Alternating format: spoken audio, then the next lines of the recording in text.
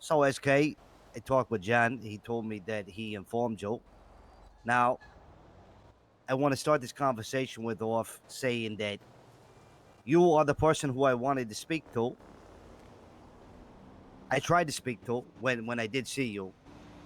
And like, I don't mean no backhanded thing by this or anything like that. It's just we don't run into each other that often, right? Like I've seen you maybe, I don't know, 4 or 5 times since, I kind of got vouched in or whatever. And that, like I said, it's not a shot towards you at all, right? You're a busy guy, I get it. So I, been feeling some kind of way and wanting to move on with my life in a different direction. So I reached out to the only high-ranking member or leader, because you put John in the leadership position, that was around to inform them of the situation. That way, if I was seen by, somebody who was around or whatever, that it didn't appear sussy if I was doing different shit, right? So that was the reason why you weren't made aware. Can I ask you a until question? now, at least. Yeah, go ahead. You've left the gang already, right? In which aspect? I told John my intentions of leaving. I mean, I hadn't done anything, if that's what you mean. The way it was framed to me, and maybe the way that I've taken it, is that you left the gang in your mind already. You'd had the conversation to exit, but without speaking to the person that brought you in. Yeah, okay. Now, I understand our paths don't collide very often, but if I'm in your shoes, I don't leave until the paths do collide. Understandable. And I knew that at some point our paths would collide, but at the same time, I can't put my whole life on pause either. And I don't think you would either. But I think you would take the appropriate steps with the trusted people who you put in that place to be made aware, so no fuck shit gets, twisted and turned or discombobulated. So if somebody sees me do something, they don't feel some kind of way about it.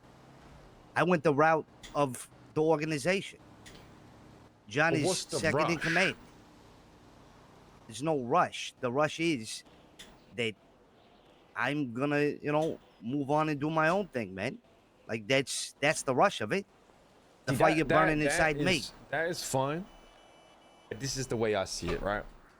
You said that you didn't want to put your life on hold and you didn't want to have to wait till our paths collided. Our paths collided less than 24 hours after this situation, for one. And for two, your life on pause. The time that you are where you were, even as a vouch, the manor should have been your life.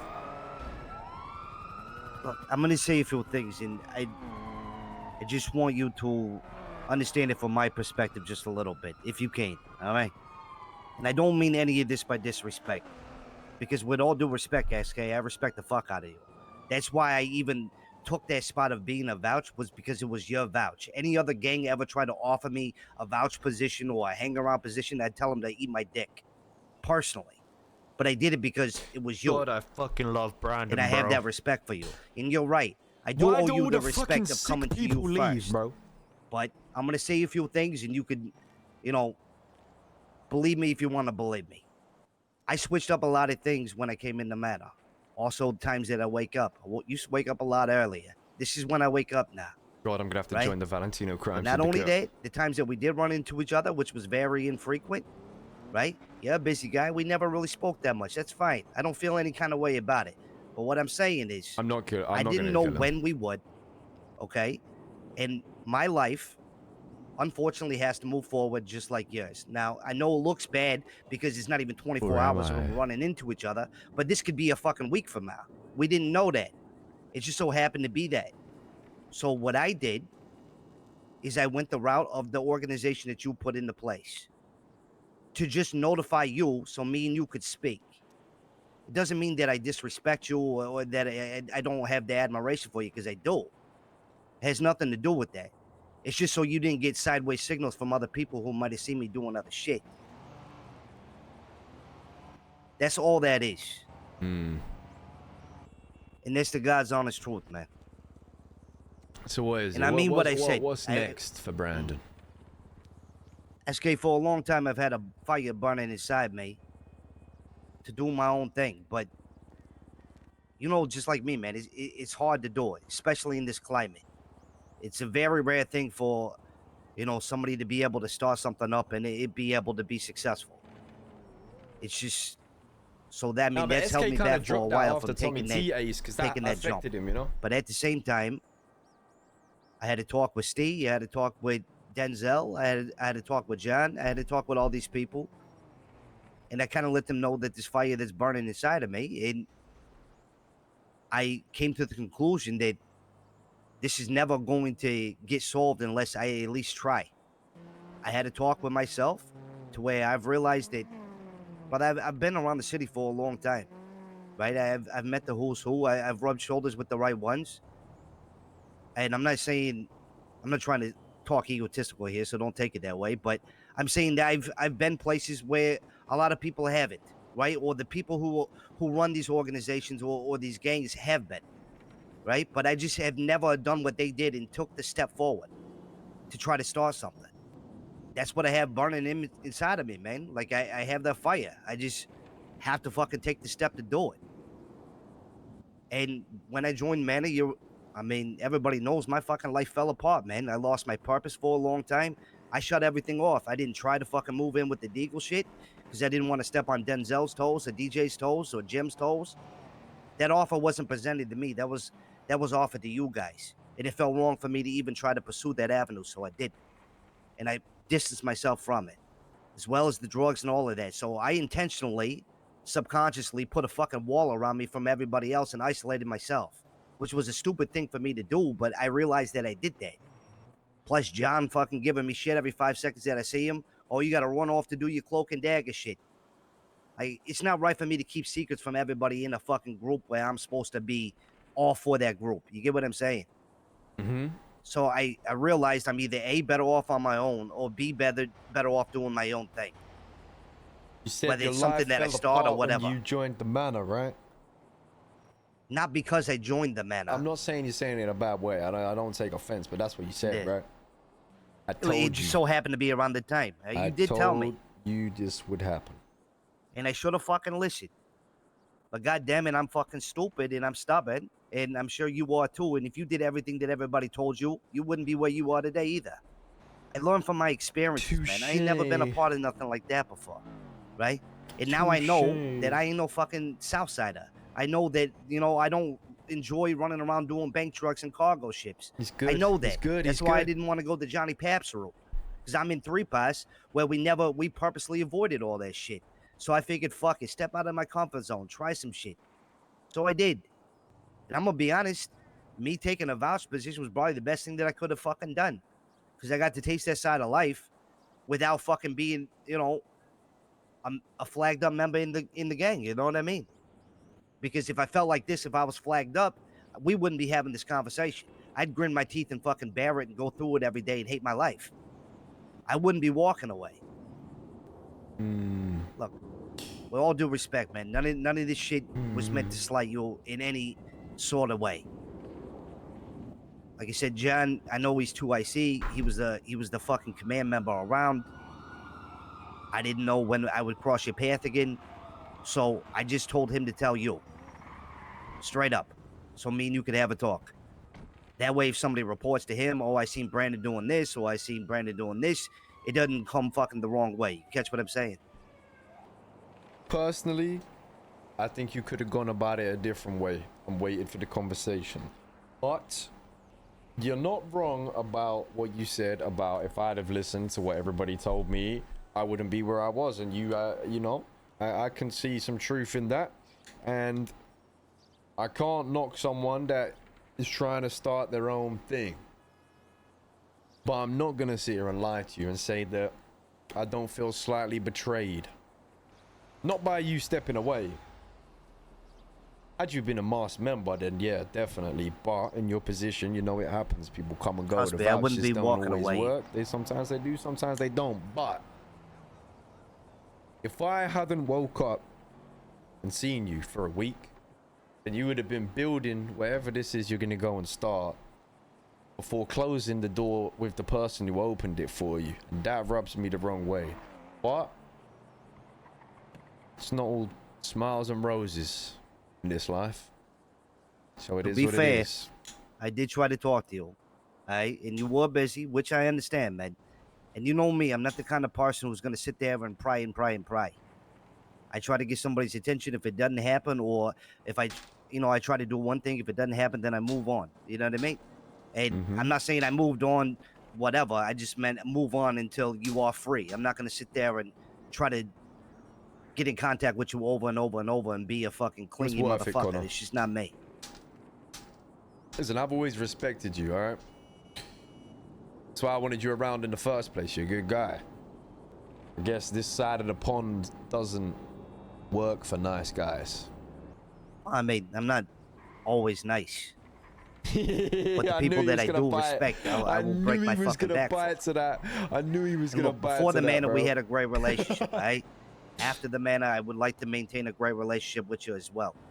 And if whatever I could cook up or whatever, when I fucking put my head down and get to work, I'm, more than happy to do whatever I can to assist in any certain way.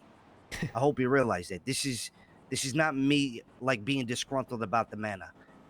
This is just me realizing that my life needs to go a different direction. That's all. And instead of delaying the inevitable, it's better to just nip it in the bud. It's the way things have gone, Brandon. I wish you nothing but the best. And I mean that. Even if I feel a little way about how it all went down, that's fine. I ain't gonna do nothing about that. That's just how it be. Doesn't mean I don't wish you well in what you do and continue to uphold a good relationship with you. I appreciate that. If we're being honest, I'll probably fail. You will if you say that. I'll put it on the table as clear as I can. Many fucking groups and things have been started and fallen in this century. People start shit, doesn't last very long. If you're gonna stand there to me and say it's probably gonna fail, don't even fucking bother. No, what I'm saying is, I'm a realist. I understand that's always an option, that a failure can happen. Alright? Plus, I had John sitting in my fucking living room last night. For what, Brandon? You're gonna fucking fail. You're gonna fail, Brandon. You need to do bank trucks. You need to do this. So it was more like call John an asshole. But what I'm trying to say is, I'm a realist. I know failure is an option. But the fire that I have, I'm gonna let this shit burn, man. I'm gonna cook. I'm gonna try my best, brother. That did sound a bit like John, to be fair. I've had this for a while. Even not in a bad impression. 3 parts, I had this. Yeah, you got what it takes. 100%. Gotta put in the work, and it'll work out. I can see that working out.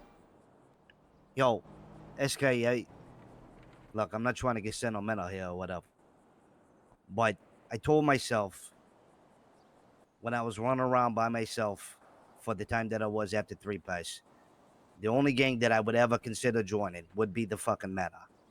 And the only reason I joined you guys, and this is just the truth, I didn't join you for protection or to have the banner of fucking Manor behind me. I didn't join for the fucking, the popular status or whatever it might bring or whatever, the guns, the money. I didn't join for all that. I mean, I had all the fucking money I could fucking have. I had shit going for me. I joined because of you guys. Like, I joined because of you and Steve and fucking John and DJ and everybody else that I met. Like, I liked the camaraderie. That's the reason why I joined. I didn't join for any other reason. That's why I kind of kept my head out of every operation that happened, because it wasn't my place to stick my nose in. Granted, hindsight, I probably should have stuck my nose in a little more, because I probably would have got along a lot better, right? And more people probably would have took me in and all of this. But like I said, I built that wall around myself. I do have a question for you, though. No, man. We're gonna continue to talk. This is the parting of ways on a gang sense, but we're gonna continue to talk. But I need to know one thing. Something ain't right about the story you gave in regards to Mr. Blue wanting you dead. And I don't think you ever gave us the truth on that. I gave you what I could tell you. And that's another driving factor of why this is what this is. We all get orders, man. Anybody in that circle get orders. We all get told certain things that we just can't speak of. And I'm just not that kind of guy. Same way if you stood up here to me and told me something and said, don't tell anybody else, I wouldn't. You don't need to tell me in detail. I get confusion from the fact that I look on the app and see your name still listed as a target, but you're working very closely alongside him. So who are you trying to fool? But if my name's still on the app, I have no idea. I don't even have a code. I don't access the app. I'm not a plug. All the you're fucking an asset because you're on missions. I'm an asset, but I don't have a code. Haven't been on the app since fucking Wyatt died. Target? That I don't know. That's something you're gonna have to talk to him about. When I learned it, same time you learned it. I actually learned from you. And that is the truth. I learned from you. Okay. And I knew there was something fucky going on. And I knew that you thought that there was other... This is where I started thinking certain things weren't gonna work. Was that day at the house when you told me that? When you were like, Brandon, why don't you go step outside and have some air? And then you would see sat in there and talked. I knew there was something about some shit rubbed you guys the wrong way.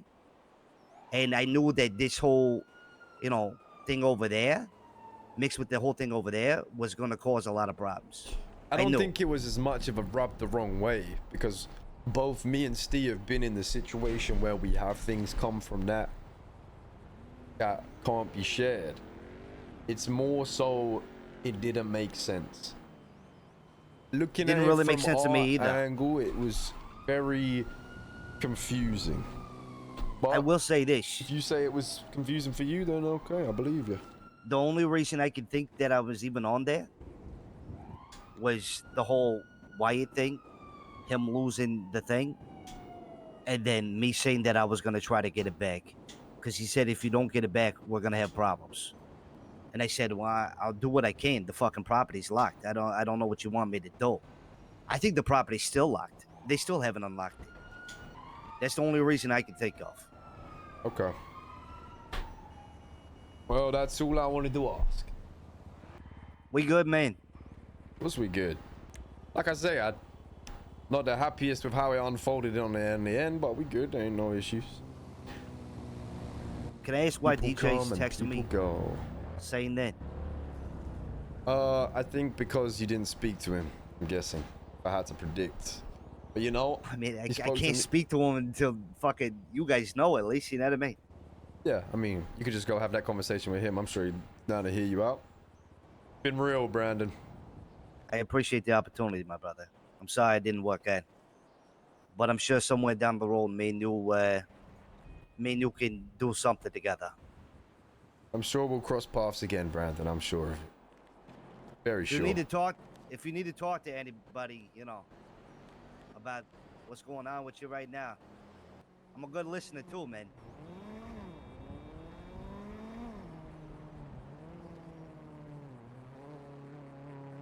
I don't need to talk.